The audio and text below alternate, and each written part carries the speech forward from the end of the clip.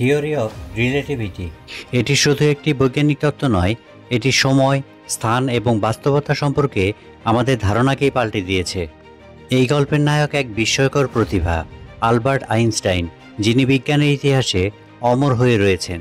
স্কুলে Albert Einstein ছিলেন একেবারে সাধারণ একজন ছাত্র। তার শিক্ষকরা মনে করতেন এই ছেলেটি কখনোই কিছু করতে পারবে না।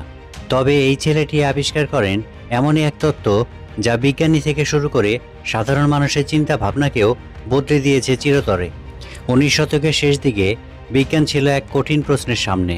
নিউটনের তত্ত্ব সফল হলেও বিজ্ঞানীরা আলো, মহাকর্ষ এবং সময়ের প্রকৃতি নিয়ে বিভ্রান্ত ছিলেন। কেন আলো সবসময় একই গতিতে চলে? সময় কি সত্যিই এক জায়গায় স্থির? স্থান কি অপরিবর্তনীয়? এই প্রশ্নগুলোর কোনো উত্তর পাওয়া যাচ্ছিল না। ঠিক তখনই চলে আসে থিওরি অফ রিলেটিভিটি।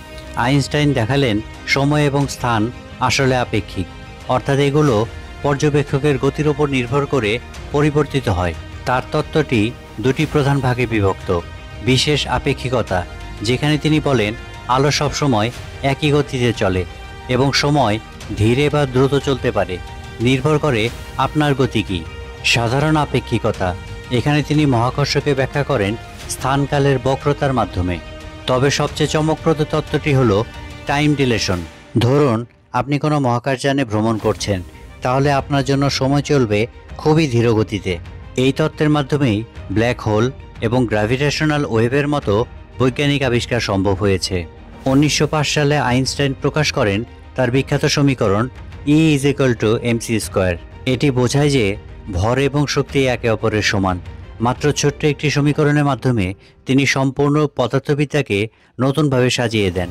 এই তত্ত্বেরই ফলস্বরূপ আধুনিক প্রযুক্তি, ব্ল্যাক হোল, গ্র্যাভিটেশনাল ওয়েভ এমনকি আমাদের দৈনন্দিন জীবনেও প্রভাব ফেলেছে। আইনস্টাইনের রিলেটিভিটি শুধু পদার্থবিদ্যায় নয়, আধুনিক প্রযুক্তির ক্ষেত্রেও নতুন দিগন্ত খুলে দিয়েছে।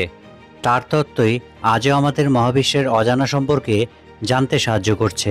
আপনার কি মনে হয়, আইনস্টাইনের এই তত্ত্ব পৃথিবীকে কতটা বদলে দিয়েছে? কমেন্টে জানাতে ভুলবেন না। আর বিজ্ঞান, প্রযুক্তি আর মজার কন্টেন্টের জন্য সাবস্ক্রাইব করুন আমাদের চ্যানেলটি। দেখা হচ্ছে পরের ভিডিওতে। ধন্যবাদ সকলকে।